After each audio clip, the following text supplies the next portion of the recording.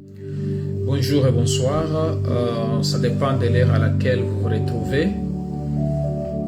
Ce soir ou cet après-midi, j'aimerais parler de Nouvelle Jérusalem, comme j'ai parlé l'autre fois. C'est presque 3 semaines maintenant, presque 2 à 3 semaines que je n'ai pas fait de live. Pour le moment, nous allons continuer avec ce que nous avions commencé. Aujourd'hui, j'aimerais parler maintenant de la Nouvelle Jérusalem. Souvenez-vous, nous avons parlé de l'enlèvement, la venue de Jésus-Christ. Après, nous avons parlé de la tribulation. Après, nous avons parlé encore après la tribulation, j'ai parlé des millénium. Après, j'ai parlé pour bien faire comprendre, j'avais parlé aussi de l'arche de Noé qui était les symboles ou l'image de l'église de Jésus-Christ. J'ai beaucoup parlé sur l'arche parce que je voulais quand même que les gens comprennent, parce que toutes les choses qui se passent sur la terre, ça symbolise beaucoup de choses spirituellement. Voilà pourquoi j'ai parlé aussi de l'arche, pour que nous puissions bien comprendre. Mais en bref, nous avons tout parlé en long et en large, pour ceux-là qui parlent l'anglais, pour ceux-là qui parlent aussi le français. Maintenant, ça, je fais d'abord en français, après je ferai la deuxième vidéo, ça sera en anglais. Mais aujourd'hui, je vais parler de Nouvelle Jérusalem, parce que souvenez-vous qu'après 1000 ans de règne avec Jésus-Christ sur la terre, il y aura maintenant, toute chose va terminer sur la terre. Là maintenant, le diable sera libéré pendant un peu de temps, après qu'il soit dans la prison pour 1000 ans. Il sera libéré pour peu de temps, comme nous avons lu dans la Bible la fois passée. Il sera libéré pour peu de temps. Et après ça, il va aller susciter le roi de la terre de cette époque-là.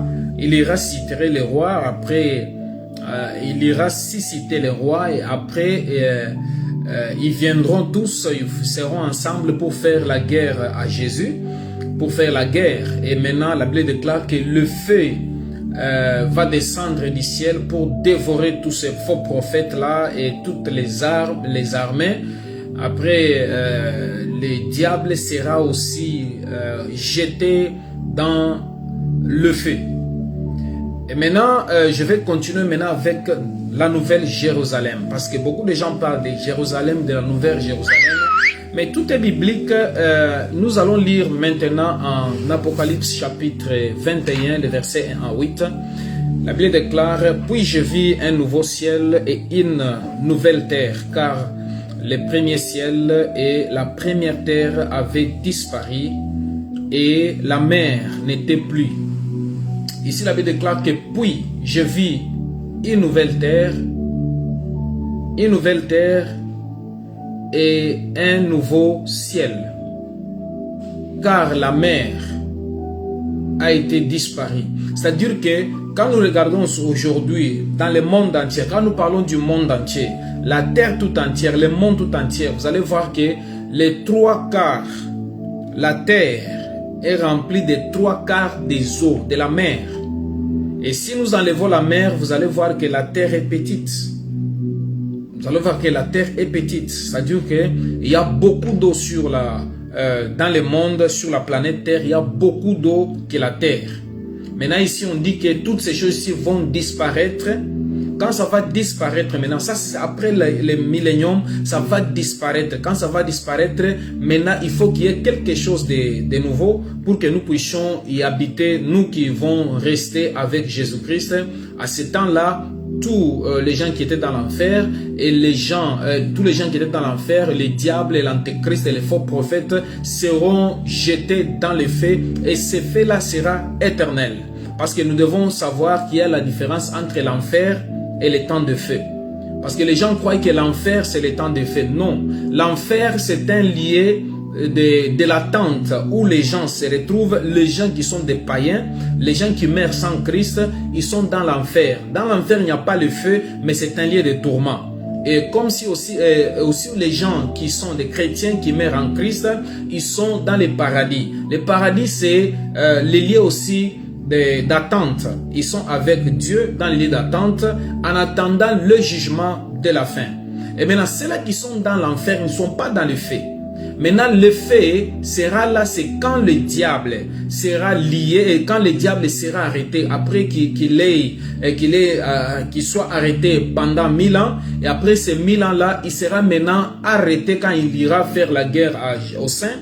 Il sera arrêté et le faux prophète à ce temps, il est déjà dans le temps de feu. On va prendre le diable et tous les gens qui sont dans l'enfer, ils seront maintenant dans le temps de feu. Dans cet temps de feu-là, ils seront là pour les siècles des siècles. Ils seront là pour les siècles des siècles. Et maintenant, nous aussi, nous devons vivre maintenant avec Christ pour les siècles des siècles. Mais nous allons vivre où? C'est ça la question. Voilà pourquoi on parle de la nouvelle Jérusalem. Et ça, c'était chapitre 21, le verset 2. Nous allons vers... nous descendons... du ciel, d'auprès de Dieu, la ville sainte, la nouvelle Jérusalem, préparée comme une épouse qui s'est parée pour son époux.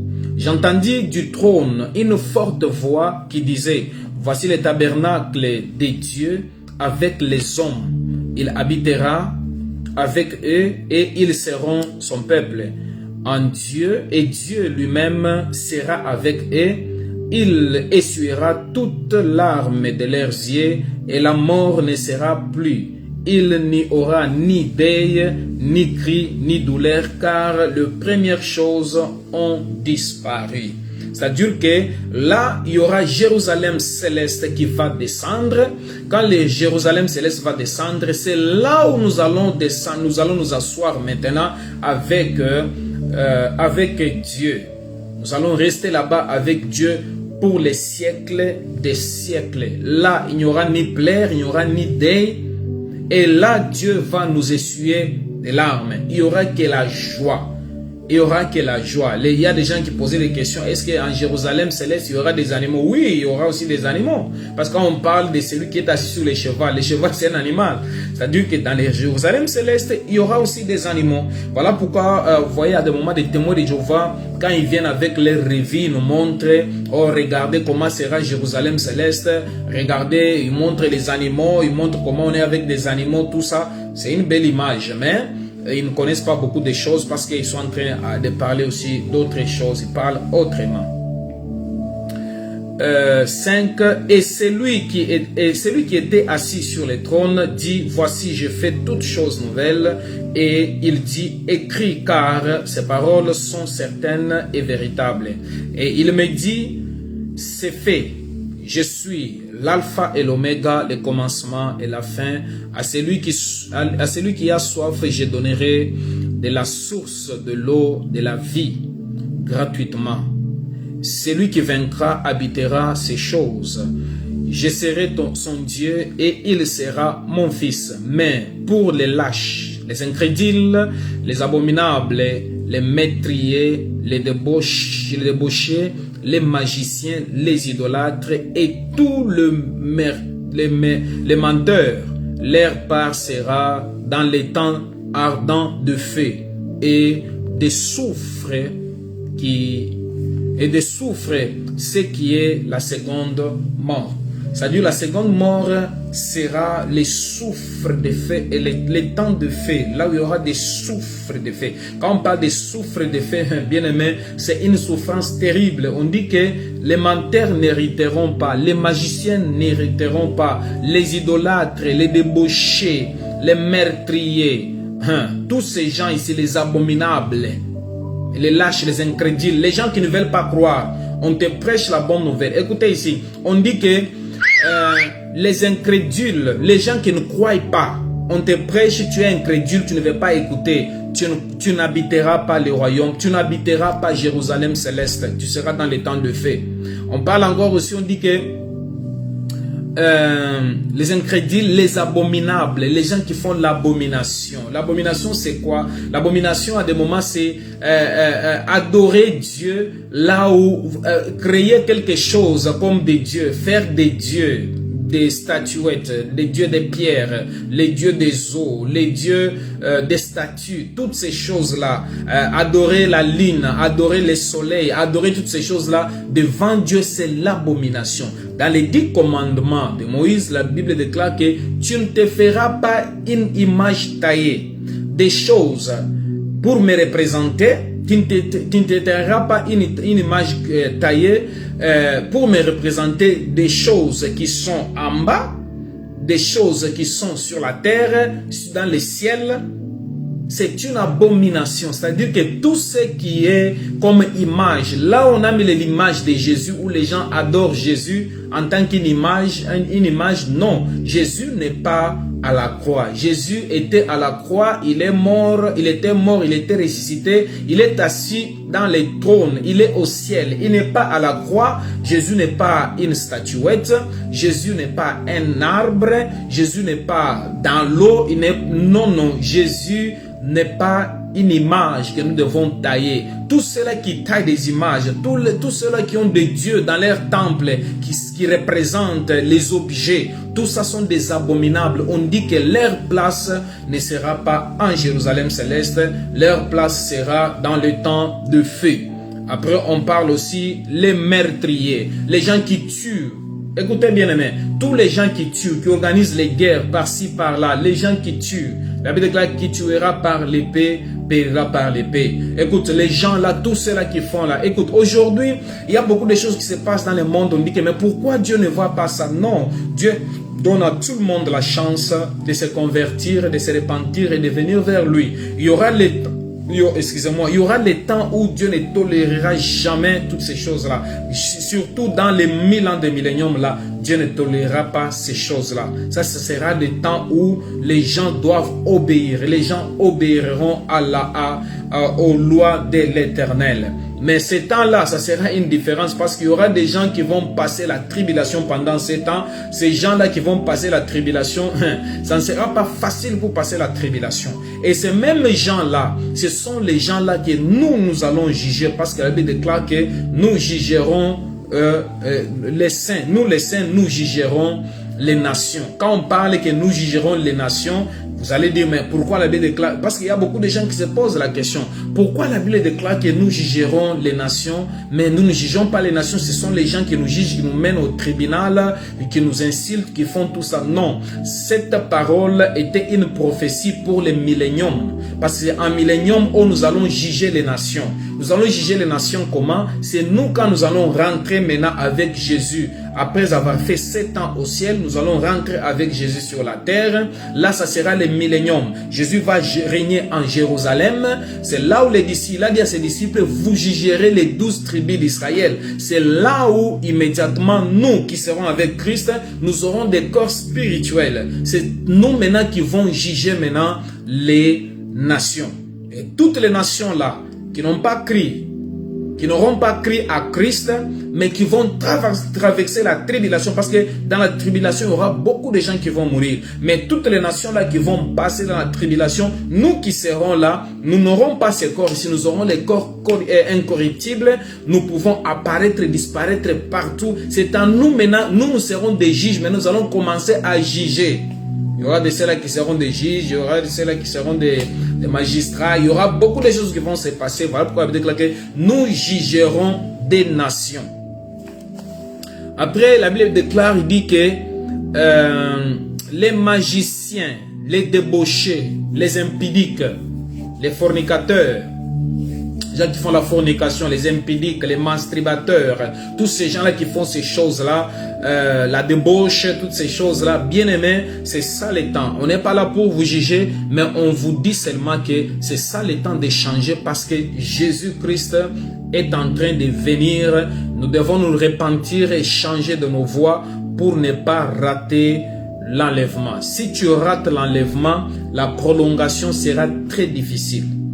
La prolongation sera dit, c'est comme les joueurs qui ont déjà joué pendant 90 minutes, mais les 20 qu'on leur donne ou les 15 minutes qu'on leur donne, ce n'est pas facile. C'est parce qu'ils sont déjà fatigués. Maintenant, cette prolongation, ça ne sera pas comme la prolongation des joueurs qui jouent dans le foot.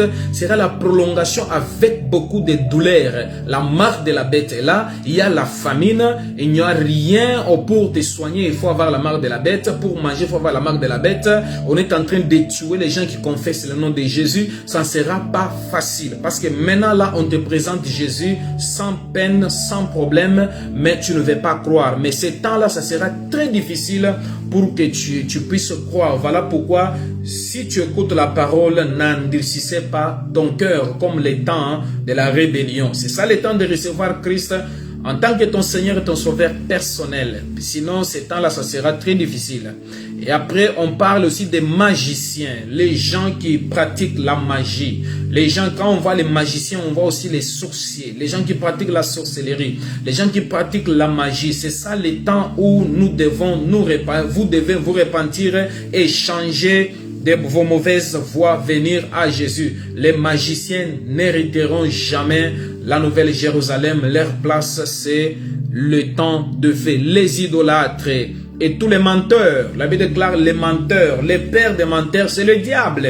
Si tu es menteur, c'est ça le temps de changer. Mentir, ce n'est pas bien. Les menteurs n'hériteront jamais la nouvelle Jérusalem. Et leur part, la Bible déclare, leur part sera dans le temps de feu. Le temps de feu et du soufre. Quand on parle le temps de feu et du soufre, ce n'est pas le feu comme la flamme là que tu vois, c'est le feu et du soufre. C'est-à-dire le feu là, tu es dedans là, ton corps là ne brûle pas, mais tu es dans la douleur. Tu es dans le feu. Parce que je suis sûr que Dieu, là, il y aura des corps et tu auras un corps là dedans là, tu es en train de te brûler. De la même façon, nous, on aura des corps spirituels. Toi aussi, tu auras un corps spirituel là-bas. Mais tu es en train d'être brûlé par le feu. Mais le feu là, il te brûle, il te fait seulement souffrir, le souffre, la douleur du feu. La douleur, c'est mal du fait que tu touches, ça te fait mal au cœur. Maintenant, dis-moi le fait éternel. Après, on parle du souffre. Et ça sera la seconde mort. Qui sera là d'éternité en éternité. Et nous serons en Jérusalem céleste avec Dieu. Nous serons ses enfants. Il sera notre Père. Et là, il va essuyer nos larmes. Et il va nous consoler. Bien-aimés, c'est ça le temps que nous vous prêchons la parole de Dieu. Si ce que nous venons de parler maintenant vous a béni, j'aimerais que tu prennes ta décision maintenant de recevoir Jésus-Christ comme ton Seigneur et ton Sauveur personnel, parce que ces temps-là, il sera très difficile de voir les prédicateurs. Ça sera très difficile avant qu'il soit trop tard. C'est ça le temps que nous te donnons de recevoir Christ comme ton Seigneur et ton Sauveur personnel. Bien-aimé, pour que ces choses aient de sens dans ta vie, j'aimerais aussi, quand tu écoutes cette vidéo, de liker ça, ce qu'on appelle en anglais like, de liker ça, de partager ça. Si tu partages la vidéo et tu likes ça, c'est ce qui fera que YouTube va faire que d'autres gens voient aussi cette vidéo. Quand on parle de liker, ce n'est pas pour que nous puissions avoir des views, non. C'est seulement quand tu vois la vidéo, tu fais des likes ou tu partages, c'est ce qui fera qu'il y aura beaucoup de gens là qui vont voir aussi la vidéo. Ce qui fait que quand nous entrons en Facebook, nous voyons beaucoup de vidéos apparaître, c'est parce que beaucoup de gens ont liké, beaucoup de gens ont partagé cela. C'est là maintenant YouTube va faire que beaucoup de gens voient la vidéo. C'est ça que nous vous demandons. Si vous êtes béni, likez la vidéo, partagez la vidéo. Si tu veux recevoir Christ comme ton Seigneur, ton Sauveur personnel, il va donner la chance maintenant de le recevoir comme ton Seigneur et ton Sauveur personnel. Tu vas répéter cette prière avec moi. Seigneur Jésus, je crois que tu es le Fils de Dieu et que tu es mort à la croix. Dieu t'a ressuscité des morts. En ces jours, je te reçois dans ma vie en tant que mon Seigneur et mon Sauveur personnel.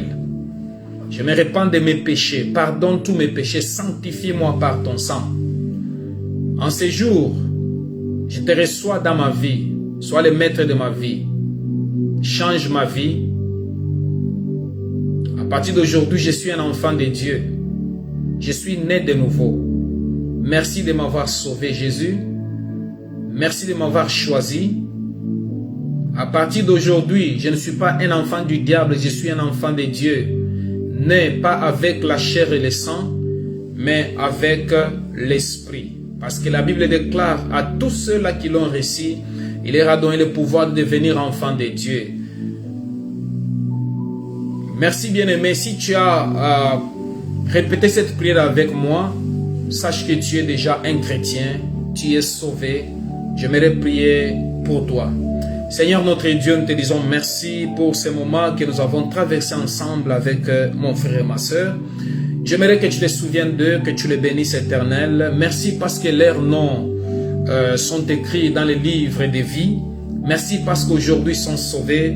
Je prie pour que tu les protèges et tu les couvres par ton sang. Protège-leur, Seigneur, contre les épidémies et les maladies. Couvre-leur par le sang de Jésus. Protège leurs familles. Bénis leurs affaires. Bénis tous ceux qui sont en train d'entreprendre, éternel Dieu des amens. Nous les bénissons et nous les couvrons dans le sang de Jésus. Laisse que la paix du Saint-Esprit et la grâce de Dieu soient avec vous partout où vous retrouvez. Partout dans le monde où vous retrouvez. Soyez bénis au nom de Jésus. Amen. Bien-aimés, que Dieu vous bénisse. Shalom chez vous.